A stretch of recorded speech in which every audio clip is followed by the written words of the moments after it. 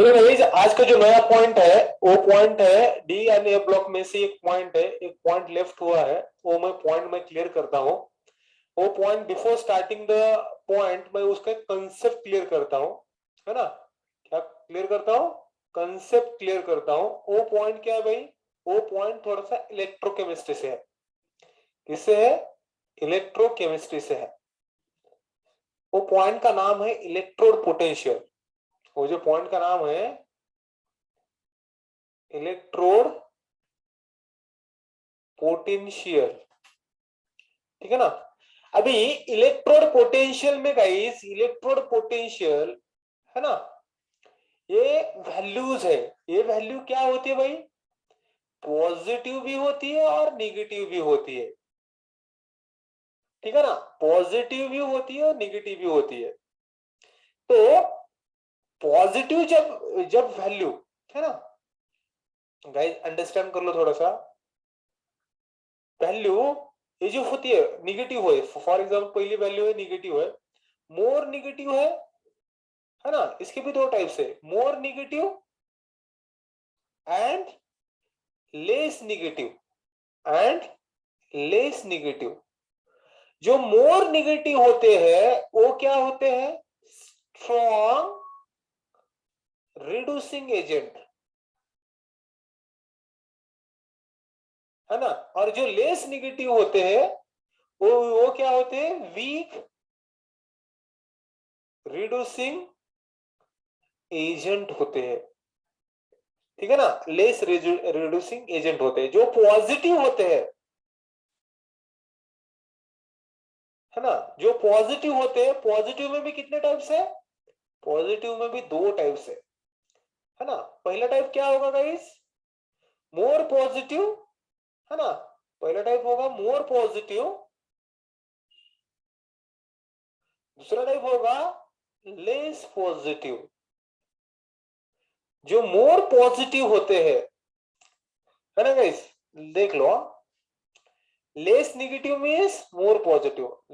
जो more positive होते हैं वो स्ट्रॉन्ग ऑक्सीडाइजिंग एजेंट होते हैं।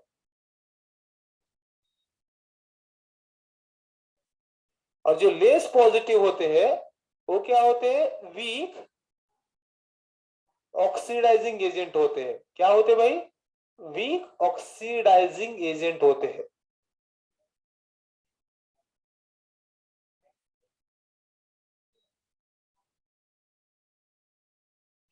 पॉइंट क्लियर है?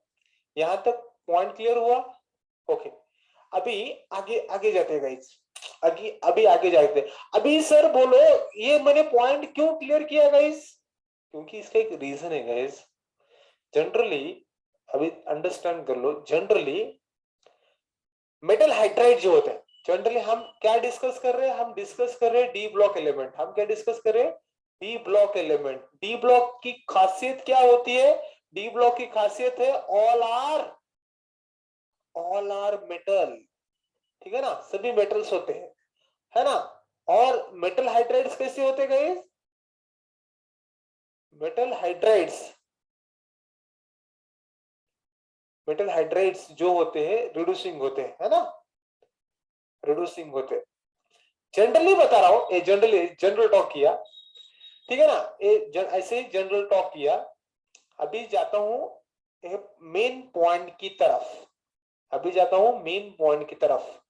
अपने जो एलिमेंट है गाइस, डी ब्लॉक के एलिमेंट है, उसमें से फर्स्ट ट्रांजिशन सीरीज है, कौन कौन सा है?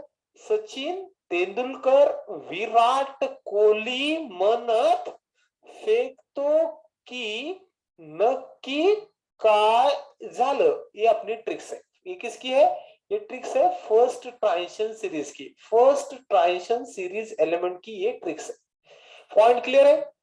तो मेरा पॉइंट क्या है? ये जो एलिमेंट है, ये एलिमेंट का electrode potential, what I am telling, ये एलिमेंट का इलेक्ट्रोड पोटेंशियल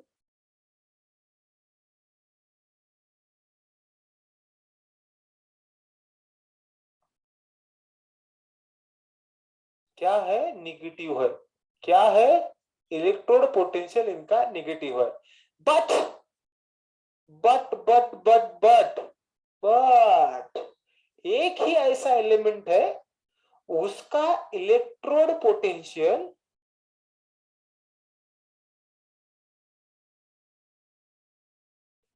पॉजिटिव है। क्या है? पॉजिटिव है। पॉइंट क्लियर हो रहा है क्या? उसका इलेक्ट्रोड पोटेंशियल क्या है भाई? पॉजिटिव है। अभी बोलोगे सर वो एलिमेंट कौन सा है, तो मैं शांति से बताता हूं। वो एलिमेंट का नाम है कॉपर। वो एलिमेंट का नाम क्या है? कॉपर। और इसकी जो वैल्यू होती है प्लस 0.34 वोल्ट होती है। कितनी होती है कॉपर की वैल्यू? कॉपर की वैल्यू होती है 0.34 वोल्ट। अभी क्वेश्चंस आएंगे भाई, क्यों पॉजिटिव है, बाकी सबकी निगेटिव है, बाकी सबकी निगेटिव है, निगेटिव है, निगेटिव है। ठीक है ना? ओनली कॉपर की क्या है? पॉजिटिव है।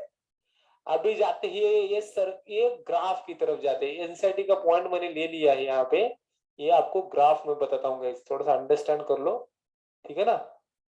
ये ग्राफ बहुत इंपॉर्टेंट है। तो आप यहाँ पे देख सकते हो गाइस, ये टिटेनियम का है। पहला टिटेनियम है, सचिन तेंदुलकर है, विराट कोहली म्हणत फेकतो की नक्की काय झालं। यहाँ पे सचिन का नहीं है, ठीक है, रहने दो। तो यहां से ये जो रेड कलर में है ना, जो रेड कलर है ना, रेड कलर और ग्रीन कलर, रेड कलर में जो है वो है ऑब्जर्व्ड वैल्यू जो दिखाई दी है। ठीक है ना? ओनली दो एलिमेंट की रेड और ये ग्रीन जो है वो है कैलकुलेटेड वैल्यू।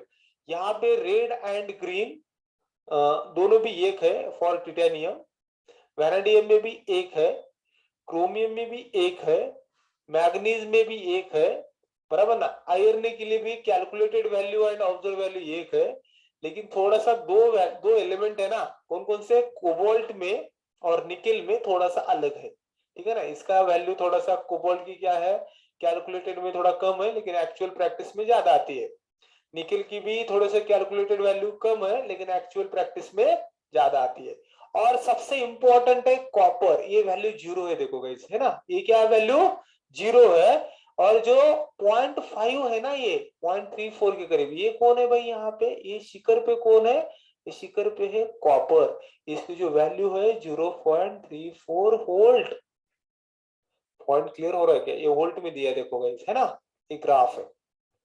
अभी यहां पे दिया है गाइस, ये हुआ ग्राफ, बराबर ना। यहाँ पे क्या बोला है? The unique behaviour of copper having positive E not value. E not means what? Electrode potential. तो अभी यहां से क्या होता है? कॉपर पॉजिटिव है, कॉपर की वैल्यू पॉजिटिव है, account for it inability to liberate H2 from acid. Means what? इसकी मीनिंग क्या है गाइस? मैं यहां तक आपको मीनिंग बताता हूं क्योंकि एक एक लाइन बहुत इंपॉर्टेंट है। ये कॉपर एसिड के साथ रिएक्ट होने के बाद, कॉपर एसिड के साथ रिएक्ट होने के बाद H2 लिबरेट नहीं करता, लिबरेट नहीं करता। ये इनएबिलिटी है, H2 बाहर पड़ता नहीं है when the copper is treated with acid. Point clear है? ये पहली लाइन यहां तक क्लियर हुई गई, फ्रॉम एसिड, है ना। ये यहां तक क्या होता है? Inability to liberate H2 from acid. Point clear है? Only oxidising acid, only oxidising acid. अभी बोलो सर ऑक्सीडाइजिंग एसिड कौन कौन है? ऑक्सीडाइजिंग एसिड के साथ रिएक्ट होता है, ओनली ऑक्सीडाइजिंग एसिड कौन कौन है? HNO3 and H2SO4 and H2SO4 react with copper. ये किसके साथ रिएक्ट करते हैं? कॉपर के साथ रिएक्ट करते हैं। मीन्स ये दो एसिड कॉपर के साथ रिएक्ट करते हैं, ये इसकी मीनिंग है। एंड एसिड का क्या होता है? एसिड रिड्यूस होते हैं। और ये एसिड क्या होते हैं भाई? ये एसिड क्या होते हैं? रिड्यूस होते हैं। ये पॉइंट क्लियर है? ठीक है ना? एसिड क्या होते हैं? रिड्यूस होते हैं। यहां तक आपकी हमारी गाड़ी क्लियर हो गई है ना, ये पॉइंट तक। ये पॉइंट तक हमारी गाड़ी क्लियर हुई है ना, यहां तक।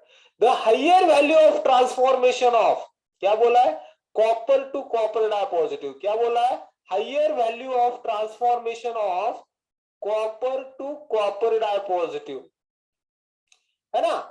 यहाँ पे क्या है भाई, यहाँ पे तीन टाइप के एंथैल्पीज होते हैं, एंथैल्पी ऑफ सब्लिमेशन होता है, एंथैल्पी ऑफ आयोनाइजेशन होता है, और एंथैल्पी ऑफ हाइड्रेशन होता है। ऐसे बहुत सारे, ये ट्रांसफॉर्मेशन है, ठीक है ना। कॉपर का कन्वर्जन किस में हो रहा है, अभी आवाज आ रही है, हाँ ना,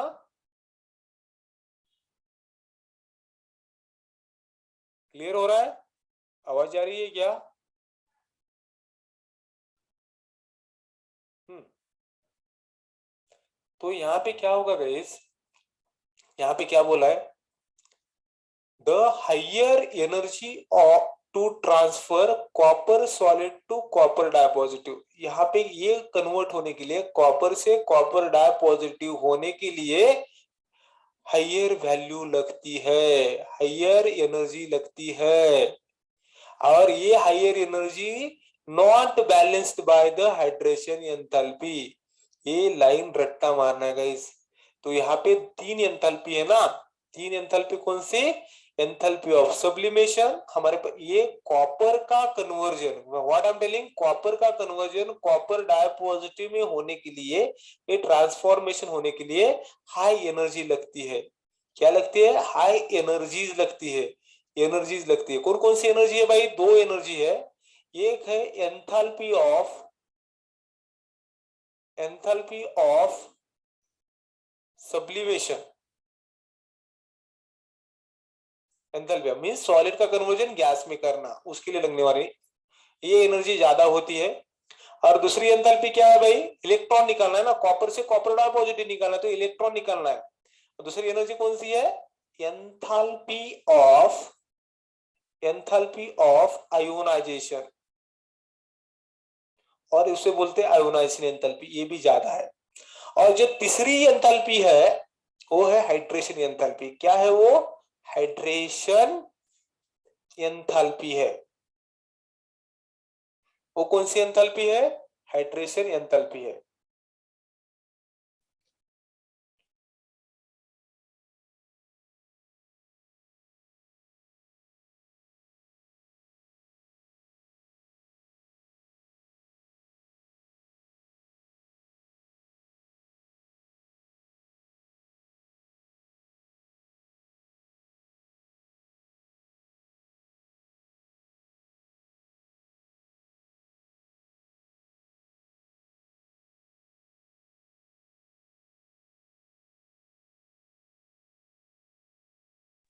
ठीक है गाइस, तो ये ट्रांसफॉर्मेशन होने के लिए, व्हाट आई एम टेलिंग, थोड़ा सा लैपटॉप का चार्जर बैठा नहीं था इसलिए मैंने म्यूट करके लगा दिया, ठीक है ना।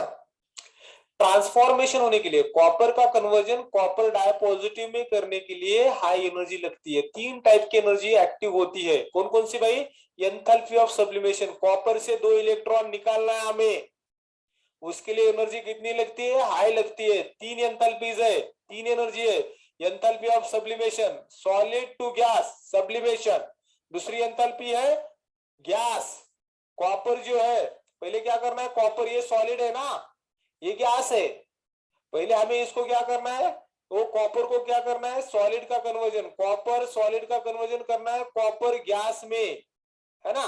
तो कॉपर गैस बन गया, और यहां से हमें इलेक्ट्रॉन निकालना है, कॉपर डायपॉजिटिव प्लस टू इलेक्ट्रॉन, ये हुआ गैस का कन्वर्जन, किसमें हुआ, गैस से इलेक्ट्रॉन निकलते हैं, ये भी क्या है, गैस है।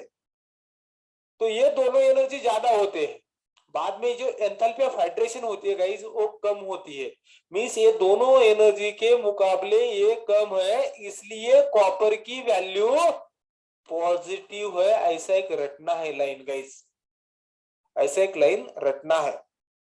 ये क्लियर हो रहा है, ये देखो, इसलिए हाई,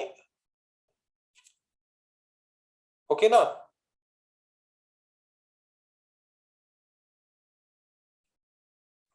अभी यहाँ पे क्या बोला है, यहाँ पे ठीक है ना, यहाँ से the general trend toward the negative E naught electrode potential value across the series is related to general increase the sum of first and second ionisation enthalpy. तो जो निगेटिव वैल्यू है गाइस, जो भी निगेटिव वैल्यूज है ना, negative जो values है वो वैल्यूज क्यों निगेटिव है? दो एंथैल्पी है, enthalpy of ionisation 1 and enthalpy of ionisation 2, ये दोनों का मिक्सचर होता है, दोनों का सम होता है, ठीक है ना, इसलिए वो इंक्रीज होती है, ऐसा एक पॉइंट है गाइस, ठीक है ना। तो यहाँ से ये इलेक्ट्रोड पोटेंशियल का वैल्यू हो गया।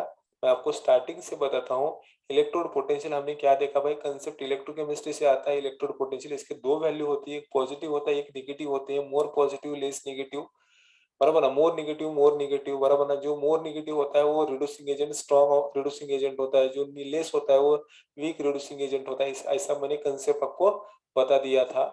पर अभी फर्स्ट ट्रांजिशन सीरीज में जो सचिन तेंदुलकर विराट कोहली म्हणत व्यक्तो की नक्की काय झालं, वहां पे जो कॉपर है गाइस, सबकी वैल्यू निगेटिव है, सबकी वैल्यू क्या है, सबकी वैल्यू निगेटिव है, ओनली कॉपर की वैल्यू पॉजिटिव होती है, बराबर ना, ओनली कॉपर की वैल्यू पॉजिटिव होती है, दैट इज अ 0.34 वोल्ट। उसके बाद मैंने आपको एक ग्राफ बता दिया था, ग्राफ पे ओनली कॉपर दिया है, कॉपर की वैल्यू पॉजिटिव है।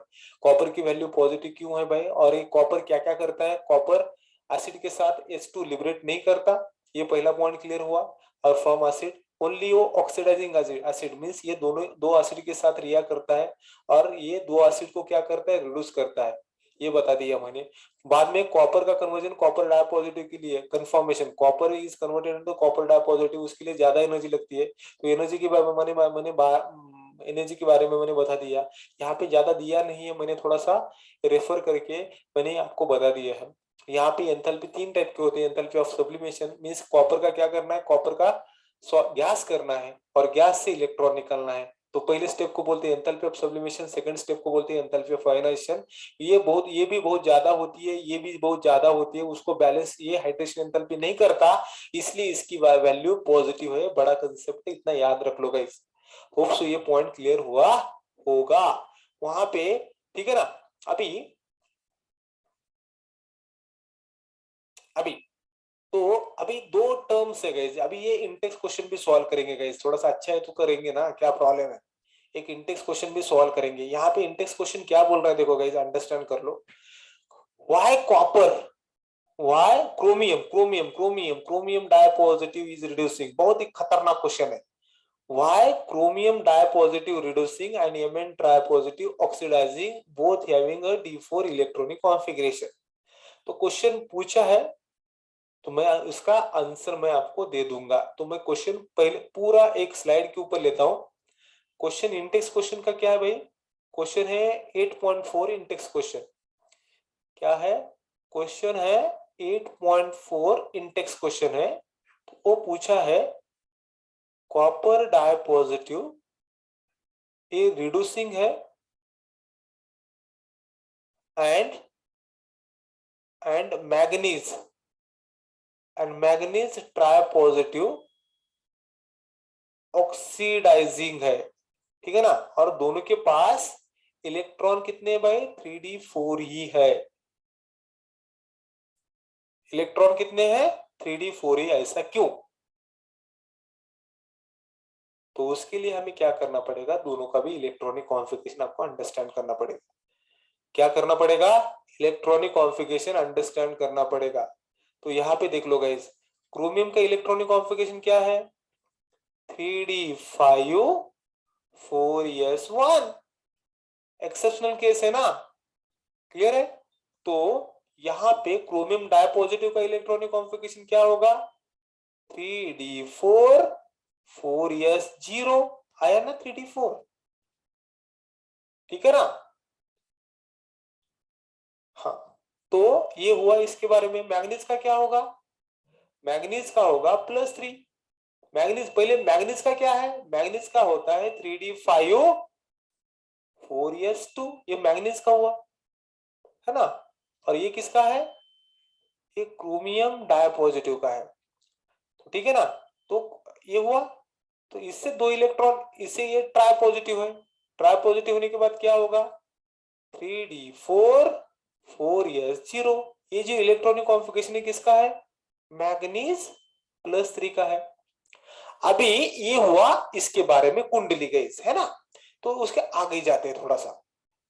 ये क्या बोल रहे हैं, रिड्यूसिंग होता है। रिड्यूसिंग होता है मीन्स व्हाट, इलेक्ट्रॉन देगा, इलेक्ट्रॉन डोनेट करेगा, ये इलेक्ट्रॉन डोनेट करेगा। और ये ऑक्सीडाइजिंग होगा मीन्स व्हाट, ये इलेक्ट्रॉन लेगा, इलेक्ट्रॉन एक्सेप्ट करेगा। पॉइंट क्लियर है। इलेक्ट्रॉन डोनेट करेगा। रिड्यूसिंग मीन्स क्या होता है, रिड्यूसिंग एजेंट मीन्स वो इलेक्ट्रॉन देते हैं। रिड्यूसिंग एजेंट, रिड्यूसिंग एजेंट है। रिड्यूसिंग एजेंट क्या होते हैं, ओन ऑक्सीडाइज होते हैं, ओन ऑक्सीडाइज होते हैं। और ऑक्सीडाइजिंग एजेंट क्या होते हैं, ऑक्सीडाइजिंग एजेंट ओन रिड्यूस होते हैं। ठीक है ना, ये कंसेप्ट है। अभी आप बोलोगे सर ये इलेक्ट्रॉन डोनेट करेगा, ये इलेक्ट्रॉन एक्सेप्ट करेगा, क्यों करेगा? क्योंकि गाइस यहाँ पे एक एक्स्ट्रा स्टेबिलिटी का कंसेप्ट है भाई। यहाँ पे क्या है, यहाँ पे क्रोमियम डायपॉजिटिव लिख रहा हूं, क्रोमियम डायपॉजिटिव का 3d4 है। ये इलेक्ट्रॉन क्या करता है, इलेक्ट्रॉन देता है, ठीक है ना। और अपने पास कौन है, Mn+3, ये भी 3d4 है। ये इलेक्ट्रॉन क्या करता है, इलेक्ट्रॉन लेता है। ऐसा क्यों सर, कंसेप्ट अंडरस्टैंड कर लो गाइस, ऐसे क्यों, ओ मैं कंसेप्ट अंडरस्टैंड कर लो। तो ये इलेक्ट्रॉन देने के बाद ये क्या होगा, है ना, इलेक्ट्रॉन ए देने के बाद 3d4 से इलेक्ट्रॉन दिया तो क्या होगा, क्रोमियम+2 3d4 से इलेक्ट्रॉन दे दिया तो ये क्या होगा, 3d3 होगा। और ये मैग्नीज+3 से इलेक्ट्रॉन लिया, 3d4 से एक इलेक्ट्रॉन लिया, इलेक्ट्रॉन लेता है ना, ये इलेक्ट्रॉन लिया तो क्या होगा, यहाँ पे 3d5 होगा। 3d3 में भी एक्स्ट्रा स्टेबिलिटी होती है और 3d5 में भी एक्स्ट्रा स्टेबिलिटी होती है, ठीक है ना। अभी एक एक्स्ट्रा स्टेबिलिटी का कंसेप्ट बताता हूँ गाइस, अंडरस्टैंड कर लो। एक्स्ट्रा स्टेबिलिटी, एक्स्ट्रा स्टेबिलिटी हमने देखा था कि D0 में, D5 में और D10 में एक्स्ट्रा स्टेबिलिटी में, और एक यहाँ ये 3 इलेक्ट्रॉनिक कॉन्फ़िगरेशन को क्या मिलती है, एक्स्ट्रा स्टेबिलिटी मिलती है। लेकिन गाइस, लेकिन यहाँ पे और एक है, D3 में भी एक्स्ट्रा स्टेबिलिटी मिलती है। अभी बोलो सर क्यों, तो उसके लिए मैं थोड़ा सा डी ब्लॉक का स्प्लिटिंग करता हूं। D3 को क्यों स्टेबिलिटी मिलती है, D0 को क्यों मिलती है, D5 को, ये 4 चीजों के बारे में मैं बताने वाला हूं। कौन कौन से, D0, D3, D5, D10 को क्या मिलती है भाई, एक्स्ट्रा स्टेबिलिटी मिलती है। क्यों मिलती है उसके बारे में अंडरस्टैंड करना है। पहले तो हमें क्या करना है, तो देखो गाइस एकदम शांति से बताऊंगा मैं। अपने पास इलेक्ट्रॉन्स कितने हैं, अपने पास इलेक्ट्रॉन्स है। अभी पहले केस डिस्कस करेंगे D0। डी ऑर्बिटल है, डी ऑर्बिटल कैसा है, डीजेनरेट है। Degenerate means what, having same energy, having same energy. तो इसका स्प्लिटिंग किसमें हो रहा है गाइस, इस पर स्प्लिटिंग हो रहा है, इसका हो रहा है T2J में और इसका हो रहा है EG। 5 है ना डब्बे, 1 2 3 4 5, 5 में से 3 डब्बे डाउन आएंगे और 2 डब्बे ऊपर जाएंगे। ऊपर जाते उसे EG बोलते हैं, जो डाउन जाते उसे T2J बोलते हैं। ये D0 केस है। यहाँ पे झगड़ा नहीं है, यहाँ पे क्या है भाई, झगड़ा नहीं है, बराबर ना, सबको इक्वल है। अभी जब भी D1 की केस आएगी, वैसे तो ये स्प्लिट होगा ही नहीं, इफ स्ट्रॉन्ग फील्ड रहा तो बता रहा हूं मैं, ठीक है ना। D3 की केस देखो गाइस, D3 में क्या होगा, 1 2 3 4, ये स्प्लिट हुआ, ये क्या हुआ, ये हुआ स्प्लिट हुआ गाइस, अंडरस्टैंड कर लो, ठीक है ना। ये स्प्लिट होने के बाद नीचे क्या होगा, नीचे होगा D3 केस है 1 2 3, है ना। तो तीनों इलेक्ट्रॉन नीचे में जाएंगे, T2G में जाएंगे। यहाँ पे कुछ नहीं है, जीरो है, जीरो है, यहाँ पे कुछ भी नहीं इलेक्ट्रॉन्स, बराबर ना। तो सिमेट्री एटलीस्ट T2G की तो सिमेट्री है, ईजी में कुछ भी नहीं है, भोपड़ा है, लेकिन T2G में तो झगड़ा नहीं है ना, तीनों में तो झगड़ा नहीं है, कुछ तो स्टेबिलिटी है। अनइक्वल डिस्ट्रीब्यूशन होने के बाद झगड़ा होता है, ठीक है ना, अनइक्वल डिस्ट्रीब्यूशन होने के बाद झगड़ा होता है ये D3 केस में। इसलिए यहाँ पे तो सिमेट्री है, किसमें सिमेट्री है, T2G में सिमेट्री है। इसका घर दूर है तो इससे ज्यादा फर्क पड़ता नहीं, सिमेट्री है तो स्टेबिलिटी आती है। अभी जाते हैं D5 में, अभी कहा जाते हैं भाई D5 में। D5 में क्या करेंगे हम, 1 2 3 4 है ना, है ना, D4 बराबर ना, D5 है। यहाँ पे क्या है, T2G है ना, यहाँ पे T2G है, ऊपर क्या है, EG है, T2G ऊपर EG, पॉइंट क्लियर है।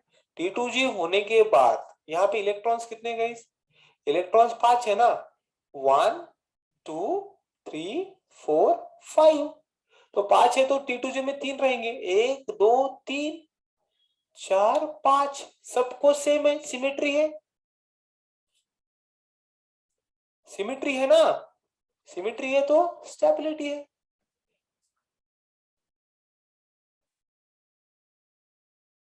सिमेट्री, अभी अभी जाते हैं D10 की तरफ, D10 देखेंगे गाइस, है ना, D10 देखेंगे। D10 में क्या होता है भाई,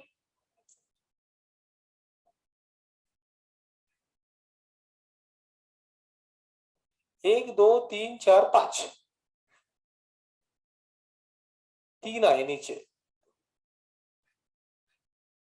है ना। D10 मीन्स क्या होता है, 1 2 3 4 5 6 7 8 9 10, तो यहाँ पे क्या होगा, 1 2 3 4 5 6 7 8 9 10, सिमेट्री है यहाँ पे भी, यहाँ पे भी क्या है, सिमेट्री है, सबको सेम है, इसलिए क्या है भाई, स्टेबिलिटी है। समझ में आया क्या, इसलिए क्या है, स्टेबिलिटी है।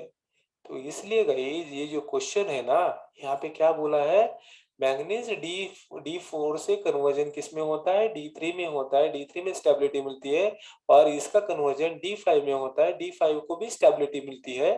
इसका कन्वर्जन, क्रोमियम का कन्वर्जन D4 से कन्वर्जन D3 में होता है, तो वो प्रोसेस में क्या होता है, एक इलेक्ट्रॉन लॉस होता है, लॉस होता है तो ये रिड्यूसिंग का काम करेगा, रिड्यूसिंग एजेंट का काम करेगा, और यहाँ पे इलेक्ट्रॉन ऐड होता है तो ये ऑक्सीडाइजिंग का करेगा, बराबर ना। रिड्यूसिंग एजेंट है, रिड्यूसिंग एजेंट है, ऑक्सीडाइजिंग एजेंट है। इंपॉर्टेंट क्या है, रिड्यूसिंग एजेंट खुद क्या होते हैं, तो दूसरे को रिड्यूस करते हैं, लेकिन खुद क्या होते हैं, ओन क्या होते हैं, रिड्यूसिंग एजेंट ओन क्या होते हैं, ओन ऑक्सीडाइज होते हैं। ऑक्सीडाइजिंग एजेंट ओन क्या होते हैं, रिड्यूस होते हैं गाइस। पॉइंट क्लियर है क्या, यस नो, ये पॉइंट क्लियर है क्या, that is called as a concept, that is called as a very very beautiful concept. इसलिए इन दिस वे हमारा डी ब्लॉक पूरा तरीके से खत्म हो गया। Shall I proceed to the next point? Shall I proceed to the next point? The next point is what? F block element. F block element. चलो start करेंगे F block element, comment डाल दो guys.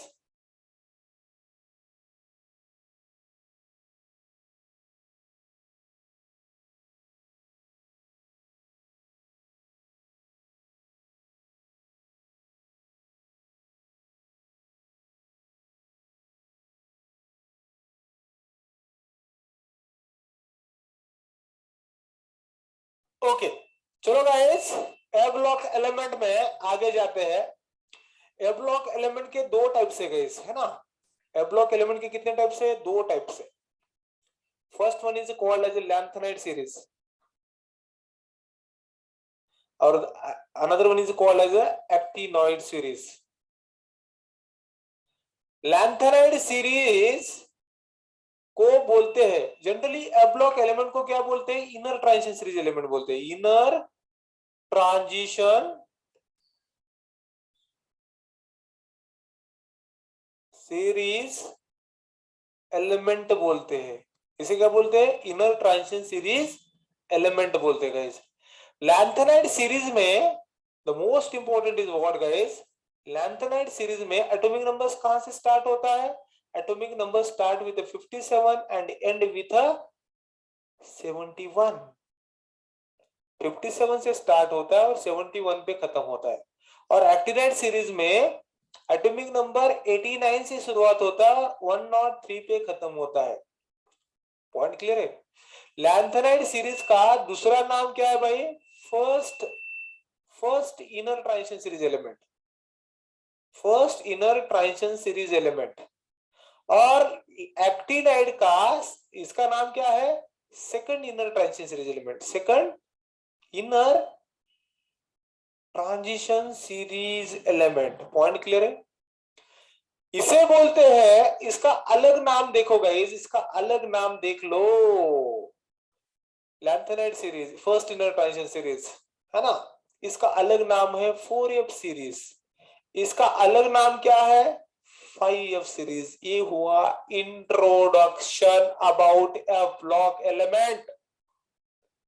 This is a introduction about the F block element. Shall I proceed for the next?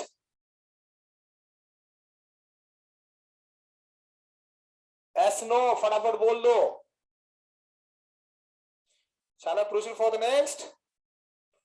अभी जाएंगे guys, इसकी tricks की तरफ जाएंगे, इसके ट्रिक्स की तरफ जाएंगे गाइस। ये ट्रिक्स ले लो।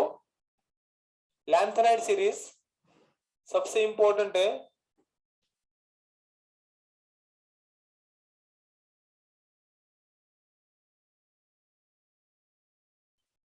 लैंथेनाइड सीरीज, इसका जो जनरल इलेक्ट्रॉनिक कॉन्फ़िगरेशन है वो अंडरस्टैंड करना है। पहले मैं ट्रिक्स लिख के देता हूं, बाद में इसके एलिमेंट की तरफ जाएंगे। चला proceed for the elements. Yes yes yes yes yes, ये एलिमेंट देख लो गाइस, ये है लता। क्या है भाई, लता। बाद में है सीता,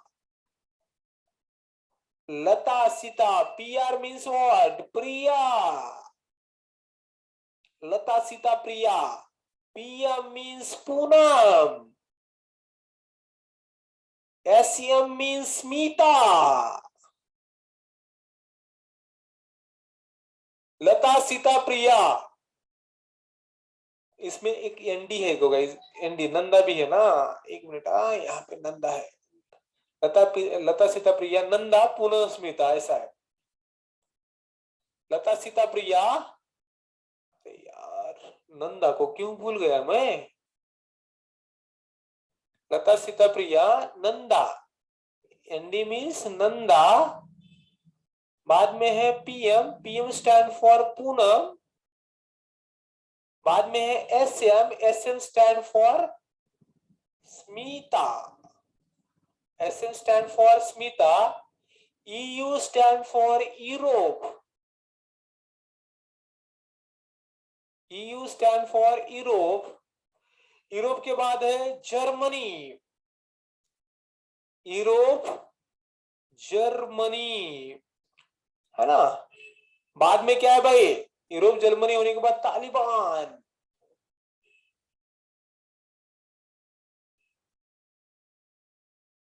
बाद में DY मीन्स व्हाट, दौरा। DY मीन्स व्हाट, दौरा। HO मीन्स व्हाट, दौरा, हो तो हो, दौरा हो।